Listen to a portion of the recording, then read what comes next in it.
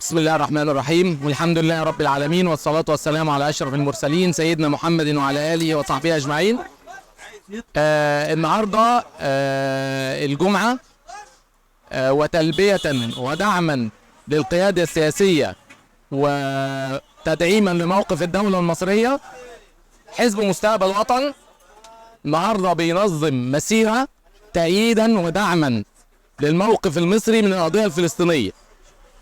فلسطين بالنسبة لمصر تعتبر جزء لا يتجزأ من قضيتنا القومية والأمن القومي، فبالتالي الشعب المصري كله يشعر بأهمية القضية الفلسطينية. احنا كلنا طالعين النهاردة عشان نؤيد وندعم القيادة السياسية في موقفها من القضية الفلسطينية ودعمها، لا لتهجير الفلسطينيين من قطاع غزة، وسينة مصرية دائما، ومصر بتفتح بابها لكل الناس، لكن بالذات القضية دي مش هنقدر نعمل فيها هذا الموقف. احنا فتحنا ابوابنا لسوريا، فتحنا ابوابنا للسودان، فتحنا ابوابنا للليبيين، فتحنا ابوابنا لكل الوطن العربي، لكن بالذات القضية الفلسطينية مش هنقدر نعمل معاها نفس الموقف، لان معنى خروج الفلسطينيين من ارضهم معناها ان احنا خسرنا القضية، معنى كده ان هم مش هيرجعوا وطنهم تاني.